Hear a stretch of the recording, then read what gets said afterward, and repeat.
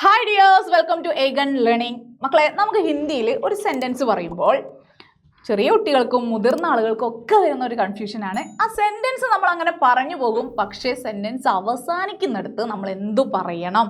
ഒരു നിമിഷം ഒന്ന് ഇങ്ങനെ സ്റ്റക്ക് ആവാറുണ്ട് അല്ലേ? ഹേ ആണോ, ഹോ ആണോ, ഹും ആണോ? അവിടെ ഒന്ന് നമ്മൾ ചിന്തിച്ചിട്ടേ പറയുന്നുള്ളൂ. അപ്പോൾ എന്താണ് അവിടെ കറക്റ്റായിട്ട് നമ്മൾ കൊടുക്കേണ്ടത്? ഓരോന്നിനും സ്ഥാനത്ത് നമ്മൾ എന്തുകൊണ്ടാണ് നമുക്ക് ഇങ്ങനെ ഒരു കൺഫ്യൂഷൻ വരുന്നത്? എന്തുകൊണ്ടാണ് ഇങ്ങനെ ഒരുപാട് കാര്യങ്ങൾ? ഇപ്പോൾ അല്ലെങ്കിൽ ഒരു ഹേ വെച്ചാൽ പോരെ, അല്ല, അതിലെന്തിനാണ് ഇങ്ങനെ പല മാറ്റങ്ങൾ വരുന്നത്? എന്തുകൊണ്ടാണ്?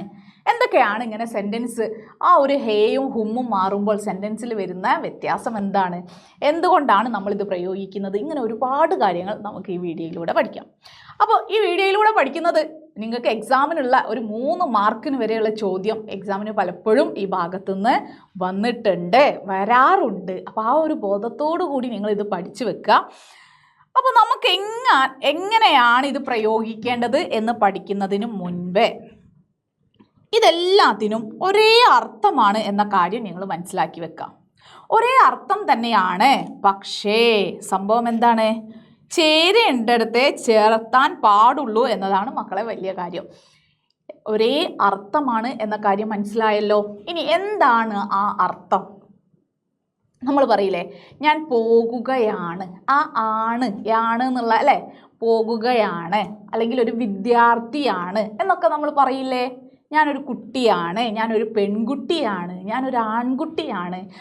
ഇങ്ങനെ ഇത് നമ്മൾ എപ്പോഴും സെൻറ്റൻസിൻ്റെ, നമ്മൾ മലയാളത്തിലാണെങ്കിൽ സെൻറ്റൻസിൻ്റെ അവസാനം അല്ലേ, ഞാനൊരു സ്കൂൾ വിദ്യാർത്ഥിനിയാണ് എന്ന് നമ്മൾ പറയും. അപ്പോൾ അതിന് പകരമായിട്ട് നമ്മൾ ഹിന്ദിയിൽ മേ ഏക്ക് വിദ്യാർത്ഥി ഹും. ഇപ്പം ഞാൻ പറഞ്ഞത് നിങ്ങൾ ശ്രദ്ധിച്ചോ? മേ ഏക്ക് വിദ്യാർത്ഥി ഹും. മേ ആയതുകൊണ്ടാണ് ഞാനിവിടെ ഹും എന്ന് തിരഞ്ഞെടുത്തത്. ഇനി നിങ്ങൾ മനസ്സിലാക്കേണ്ട ഒരു കാര്യം, മേ എന്നതിനോടൊപ്പമാണ് ഹും എന്ന് ചേർക്കേണ്ടത്. മേയോടൊപ്പം മാത്രമേ ഹും എന്ന് വരുള്ളൂ. വേറൊരു സെൻറ്റൻസിലും നിങ്ങൾ ആരെ വലിച്ചെടുക്കേണ്ടതില്ല, ഹും എന്ന ആളെ നിങ്ങൾ എടുക്കേണ്ടതില്ല. ഇനി ഹോ ആണെങ്കിലോ, ഞാൻ പറഞ്ഞു ഇവിടെ മേയുടെ കൂടെ മേ മാത്രമേ ഈ ഹുമ്മിനെ എടുക്കുള്ളൂ, വേറെ ആരും ഹുമ്മിനെ സ്വീകരിക്കില്ല കേട്ടോ. ഇനി അടുത്തത് ഹോ ആണ്. ഹോ എവിടെയാണ് ചേരുക? തും. അപ്പം ഞാൻ പറയുകയാണേ, തും ഏക്ക് വിദ്യാർത്ഥി ഹോ അല്ലേ, തും ഏക്ക് ലഡ്കേ ഹോ, തും ജാത്തേ ഹോ എന്നൊക്കെ ചോദിക്കുമ്പോഴാണ് ഇവിടെ ഹോ വരുന്നത്. മനസ്സിലാക്കിയല്ലോ. ഇനി ഹേ എവിടെല്ലാം വരാം? വഹ് ലഡ്കാ ഹേ, അവൻ ഒരു ആൺകുട്ടിയാണ്. അപ്പോൾ എൻ്റെ കാര്യം പറയുമ്പോൾ നിങ്ങളെ പറ്റി പറയുമ്പോഴാണ് എന്ത് വരുന്നത്? ഹും വരുന്നത്.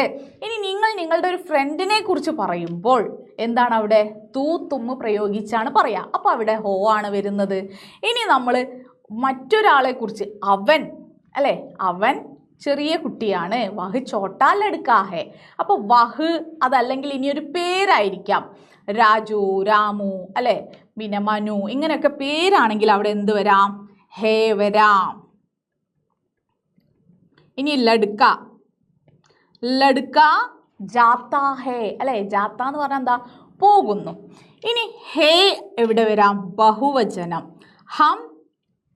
ഹം ലഡ്കേ ഹേ, ഞങ്ങൾ ആൺകുട്ടികളാകുന്നു എന്ന് പറയുന്നു. ഹം ലഡ്കേ ഹേ, ഹം ജാത്തേ ഹേ അല്ലേ, ഹം ദേഖ്തേ ഹേ എന്നൊക്കെ പറയുന്നിടത്താണ് ഹേ വരുന്നത്. ഇതെങ്ങനെ മനസ്സിലാക്കാം? ഇത് രണ്ടും ഹേ എന്ന് തന്നെയാണ്. ഇവിടെ ഒരു കുത്തുണ്ട്. ചിലരൊക്കെ ഈ ചിഹ്നം വെച്ചിട്ട് ഹൈം എന്നൊക്കെ വായിക്കും, പക്ഷെ അങ്ങനെ വായിക്കാൻ പാടില്ല. അവിടെ ഹേ തന്നെയാണ്. ഇത് സൈലൻ്റ് ആണ് എന്ന കാര്യം നമ്മൾ മനസ്സിലാക്കുക. എന്താണ്? ഹേ എന്ന് തന്നെയാണ് പറയുക. പക്ഷെ നമ്മൾ എഴുതുന്ന സമയത്ത് ഈ കുത്ത് സൂചിപ്പിക്കുന്നത് എന്തൊക്കെയാണെന്ന് വെച്ചാൽ, ഒന്ന് നമ്മൾ ബഹുമാനപൂർവ്വം, ഇപ്പോൾ ഒരു അധ്യാപകനെ കുറിച്ച് എഴുതുന്നു, അല്ലെങ്കിൽ പാരൻസിനെ കുറിച്ച് എഴുതുന്നു, അങ്ങനെയൊക്കെ ആണെങ്കിൽ നമ്മൾ റെസ്പെക്റ്റ് ചെയ്യേണ്ട ഒരാളാണെങ്കിൽ നമ്മളവിടെ ഈ കുത്ത് ചേർക്കും. പിന്നെ അത് കൂടാതെ ഒന്നിലധികം ആളുകൾ, ബഹുവചനമാണെങ്കിൽ നമുക്കവിടെ ഹം വരുമ്പോൾ, ആപ്പ് വരുമ്പോൾ ഒക്കെ നമുക്കവിടെ എന്ത് ചേർക്കാം? ആ ഹേക്ക് ഒരു കുത്ത് കൊടുക്കണം. അപ്പോഴേ അത് സെൻറ്റൻസ് പൂർണ്ണമാവുകയുള്ളൂ. ഇനി ഈ പറഞ്ഞിരിക്കുന്ന കാര്യങ്ങളൊക്കെ പ്രസൻറ്റ് പ്രസൻറ്റ് ടെൻസിൽ മാത്രമാണ് ബാധകം. ഞാൻ പറഞ്ഞു മേയുടെ കൂടെ വരുള്ളൂ എന്ന് കരുതി മേ വരുന്ന എല്ലാ സെൻറ്റൻസും ഹും എന്ന് അവസാനിക്കും എന്ന് നമുക്ക് പറയാനാകില്ല. കാരണം മേ എന്ന് നമ്മൾ തുടങ്ങുന്ന പ്രസൻറ്റ് ടെൻസ് ആയിട്ടുള്ള സെൻറ്റൻസുകളിലാണ്. അപ്പോൾ ഈ പ്രസൻറ്റ് ടെൻസ് എങ്ങനെയാണ്? എനിക്കറിയാം എൻ്റെ മക്കൾക്ക് ഇപ്പോൾ ഒന്നും അല്ലേ, നിങ്ങൾ ഇതൊക്കെ തുടങ്ങുന്നേ ഉള്ളൂ, പിച്ച വെച്ച് തുടങ്ങുകയാണ് നിങ്ങൾ. അപ്പോൾ എങ്ങനെയാണ് നമുക്ക് ഇങ്ങനെ കുറച്ച് സെൻറ്റൻസുകൾ എഴുതി പ്രാക്ടീസ് ചെയ്താൽ നിങ്ങൾക്ക് കൂടുതൽ അത് നന്നായിരിക്കും. ഇനി വരുന്ന ക്ലാസ്സുകളിലും ഇനി വരുന്ന കോൺവെർസേഷൻ നമുക്ക് പഠിക്കുമ്പോഴും എല്ലാം നിങ്ങൾക്ക് സെൻറ്റൻസ് എഴുതാനൊക്കെ അത് സഹായിക്കും. അതിനുവേണ്ടി ഞാൻ ആദ്യം കുറച്ച് വാക്കുകൾ പഠിപ്പിച്ചു തരാം. വാക്കുകൾ എന്ന് പറയുമ്പോൾ എന്തെങ്കിലും ഒരു ക്രിയയില്ലേ നമ്മൾ ചെയ്യുന്ന. ഇപ്പോൾ ചൽ എന്ന് പറഞ്ഞാൽ എന്താണെന്നറിയോ? നടക്കുക എന്നാണ് അർത്ഥം. ചൽ. ജാ എന്ന് പറഞ്ഞാലോ പോകുക. ഇത് നിങ്ങൾ പഠിച്ചു വെക്കണേ മക്കളെ. ലിക്ക്, ഇതൊക്കെ നമ്മൾ ക്രിയകളാട്ടോ. ലിക്ക് എഴുതുക.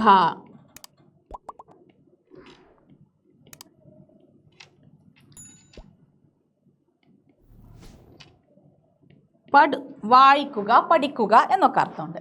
അപ്പോൾ ഇതൊരു 4 എണ്ണം നിങ്ങൾ പഠിച്ചു വെക്കുക. എന്താണ്? ചൽ. പഠിക്കാൻ ഒരുപാട് പഠിച്ചു വെക്കാനുണ്ട്. ഇപ്പം ഞാൻ ഈ പറയുന്ന ഈ കാര്യം മനസ്സിലാക്കാൻ വേണ്ടി നമുക്ക് ഈ 4 എണ്ണം. ചൽ നടക്കുകയാണ്, ജാ പോകുക, ലിക്ക് എഴുതുക, പഠിക്കുക, വായിക്കുക. ഇനി ഇതിനെ നമ്മളൊരു പ്രസൻറ്റ് ടെൻസ് ആയിട്ടുള്ളൊരു സെൻറ്റൻസ് ഏതാണ്? പ്രസൻറ്റ് ടെൻസ് എന്ന് പറഞ്ഞാൽ ഇപ്പോൾ സംഭവിക്കുന്ന കാര്യമാണ് അല്ലേ? മേ. അപ്പോൾ നമ്മൾ എടുത്തു. ഇപ്പം ഞാൻ എൻ്റെ കാര്യം പറയാം. ഞാനൊരു സെൻറ്റൻസ് ഉണ്ടാക്കാൻ വേണ്ടിയിട്ട് മേ എന്ന് ഞാൻ തുടങ്ങി. അപ്പം നമുക്ക് എന്ത് എഴുതാം? മേ. വളരെ സിമ്പിളായി പറഞ്ഞാൽ മേ ചൽ, ഞാൻ നടക്കുന്നു എന്ന് പറയുകയാണെങ്കിൽ എന്ത് പറയണം? ചൽ എന്ന് പറഞ്ഞാൽ പൂർണ്ണമാകും? ഇല്ല. അപ്പോൾ നമ്മുടെ പ്രസൻറ്റ് ടെൻസിലേക്ക് ആര് വരും? ഈ താ എന്ന കാര്യം വരും. താ എന്ന് ചേർത്താൽ എന്താണ് അർത്ഥം? ഇത് ഒരു പുല്ലിംഗ വചനമാണ് എന്നാണ് നമ്മൾ മനസ്സിലാക്കേണ്ടത്. ഇവിടെ ഞാൻ തീ എന്ന് ചേർത്തപ്പോൾ ഇതെന്തായി? സ്ത്രീലിംഗമായി. കാരണം ഞാൻ സ്ത്രീയാണല്ലോ. മേ ചൽത്തി ഹും. കണ്ടോ? അപ്പോൾ ഇവിടെ മേ ആയതുകൊണ്ട് ഹും വന്നു. ഇനി ഇതൊന്ന് തൂ വെച്ച് അല്ലെങ്കിൽ തും വെച്ച് നമുക്ക് എഴുതാം. തും ചൽ തേ. അപ്പോൾ എന്ത് വരും മക്കളെ? താ എന്നതിന് പകരം തേ വരും. എന്തുകൊണ്ടാണ് ഈ തേ വരുന്നത്? ബഹുവചനമായതുകൊണ്ടാണോ? അല്ല. കാരണം ഇവിടെ തുമ്മിനോടൊപ്പം ഹോ ആണ് വരുന്നത്. കണ്ടോ? തും ചൽത്തേ ഹോ. ഇനി ആപ് ചൽത്തേ ഹേ. ആപ് ചൽത്തേ ഹേ. കണ്ടോ? അപ്പോൾ ആപ്പ് എന്ന് പറയുമ്പോൾ നമ്മളെക്കാൾ മുതിർന്ന ആളാണ്. ഇങ്ങനെ നമ്മൾ പ്രസൻറ്റ് ടെൻസിൽ ഒരു സെൻറ്റൻസ് നമ്മൾ നിർമ്മിക്കുമ്പോൾ അതിൻ്റെ അടിസ്ഥാനം എന്ന് പറയുന്നത് നമ്മൾ ചെയ്യുന്ന ക്രിയയോടൊപ്പം താ ഹേ അല്ലെങ്കിൽ താ ഹും, താ ഹേ വരാ അല്ലെങ്കിൽ താ ഹും എന്ന് വരാ. ഇനി തേ വരുന്നത് എവിടെയാണ്? ഹേയോടൊപ്പം തേ വരും. പിന്നെ ഹോ എന്നാകുമ്പോൾ, ഹോ എന്നാണ് സെൻറ്റൻസ് അവസാനിക്കുന്നതെന്നുണ്ടെങ്കിൽ എന്ത് വരും? തേ ഹേ എന്ന് വരും. മനസ്സിലായോ? അപ്പോൾ ഇവിടെ നമ്മൾ ജാത്താഹും ജാത്തിഹും. കണ്ടോ? ജാ പോകാന്നേ ഉള്ളൂ. പോകുകയാണ് എന്ന് പറയുമ്പോൾ അവിടെ എന്താകുന്നു? ജാത്തിഹും അല്ലേ? ജാത്താഹും. ഇനി ലിഖ്തീഹും, എഴുതുകയാണ്, ഞാൻ എഴുതുകയാണ്, ലിഖ്തീഹും. ഇനി ഞങ്ങൾ എഴുതുകയാണ്, ഹം ലിഖ്തേ ഹേ, ഞങ്ങൾ എഴുതുകയാണ്. ആൺകുട്ടികളാകുമ്പോഴേ. പെൺകുട്ടികളാണെങ്കിലോ ഹം ലിഖ്തീ ഹേ. നമുക്ക് കുറച്ച് സെൻറ്റൻസ് നോക്കാം. നോക്കൂ. മേ മാഫി ചാത്താഹും. ഇത് നിങ്ങളുടെ പാഠഭാഗത്ത് നിങ്ങൾക്ക് പഠിക്കാനുള്ള കാര്യമാണല്ലേ? പഠിച്ചിട്ടുള്ള സെൻറ്റൻസുകളാണ് നമ്മൾ പഠിച്ചിട്ടുള്ള. മേ മാഫി ചാഹ്താഹും. ചാഹ്ത കണ്ടോ? ആഗ്രഹിക്കുന്നു അല്ലേ? ഞാൻ മാപ്പ് ആഗ്രഹിക്കുന്നു. അപ്പോൾ ഇവിടെ ചാഹ്ത എന്നത് എന്താണെന്ന് നമ്മൾ മനസ്സിലാക്കണം. പുല്ലിംഗ ഏകവചനമാണ്. പുല്ലിംഗമാണ് എന്ന് നമുക്ക് മനസ്സിലായി. പിന്നെ ഈ താഹും എന്ന് വരുന്ന സെൻറ്റൻസ് പ്രസൻറ്റ് ടെൻസ് ആണ് എന്ന കാര്യവും നമുക്ക് മനസ്സിലാക്കാൻ പറ്റും. ഇനി നോക്കൂ, ഇവിടേക്ക് നോക്കൂ. ഹം മാഫി ചാഹ്തേ ഹേ. ഹം മാഫി ചാഹ്തേ ഹേ. ഹം ഒന്നിൽ കൂടുതൽ ആളുകളുണ്ട്, ബഹുവചനമാണ്. അതുകൊണ്ട് തന്നെ ചാഹ്ത എന്നുള്ളത് അടുത്ത സെൻറ്റൻസ് വന്നപ്പോൾ ചാഹ്തേ എന്നായി.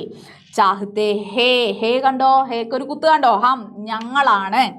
ഇനി തും മാഫി നീ, മാപ്പ്, ചാഹത്തെ ഹോ ആഗ്രഹിക്കുന്നുവോ, കണ്ടോ ചാഹത്തെ ഹോ. ഇവിടെ ചാഹത്തെ എന്ന് വന്നത് ബഹുവചനമാണ്, ഇവിടെ തുമ്മ വന്നു, പക്ഷേ ഇവിടെ എന്താണ് ഹോ ആയതുകൊണ്ട് ഇവിടെ ചാഹത്തെ താ എന്നത് തേ ആയി മാറി. അപ്പോൾ ക്രിയയോടൊപ്പം താഹും താഹേ അല്ലെ തേഹേ താഹേ എന്നൊക്കെ വരുന്ന മാറ്റമാണ് സെൻറ്റൻസിൽ. ഒരു ക്രിയയെ നമുക്ക് താഹേ എന്ന് കൊടുത്തു കഴിഞ്ഞാൽ നമുക്ക് അതിനൊരു പ്രസൻറ്റ് ടെൻസ് ആക്കി എഴുതാൻ പറ്റും. ഒരു ചെറിയൊരു പ്രസൻറ്റ് ടെൻസിൽ ഒരു സെൻറ്റൻസ് എഴുതാൻ പറഞ്ഞാൽ നിങ്ങൾക്ക് ഏറ്റവും ബേസായിട്ട് എഴുതി പഠിക്കാൻ പറ്റുന്ന ഒരു കാര്യമാണ്. അപ്പോൾ ഇത് നിങ്ങൾക്ക് മനസ്സിലായി എന്ന് ഞാൻ വിചാരിക്കുന്നു. ഇനി നമുക്ക് നമ്മുടെ സെക്കൻഡ് ചാപ്റ്ററിലുള്ള 2 സെൻറ്റൻസ് നോക്കാം. മേ മന്ത്ര പടുത്താഹും, എന്താണ് ഞാൻ മന്ത്രം ചൊല്ലുന്നു, മേ മന്ത്ര പടുത്താഹും. ഇതൊരു സ്ത്രീലിംഗമാണെങ്കിൽ എങ്ങനെയാണ് മക്കളെ അതിലേക്ക് മാറ്റി എഴുതാം? മേ മന്ത്ര पढ़ती हूँ, मैं मंत्र पढ़ती हूँ. तुम इसमें प्राण भी डाल सकते हो, കണ്ടോ തും ഇസ്മേ, കണ്ടോ ഇവിടെ തുമ്മ് വന്നതുകൊണ്ട് തന്നെ സക്ത എന്നുള്ളതിന് പകരം സക്തേ, ഇത് കുറച്ചുകൂടി വലിയൊരു സെൻറ്റൻസ് ആണ്, ഞാൻ നിങ്ങൾക്ക് മനസ്സിലാകാൻ വേണ്ടി കണ്ടോ സക്തേ ഹോ. മനസ്സിലായോ മക്കളെ? നേരത്തെ നമ്മൾ ചെറിയ സെൻറ്റൻസ് ആണ് പഠിച്ചിരുന്നത്.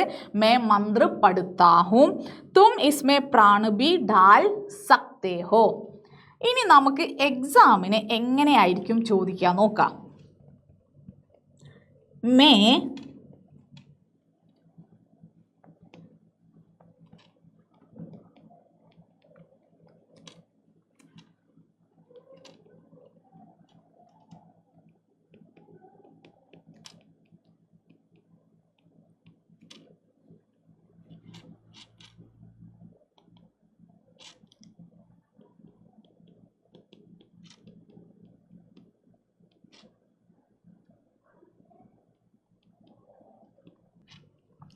ഇപ്പം നമുക്കിവിടെ ബ്രാക്കറ്റിൽ എന്തൊക്കെ തന്നു?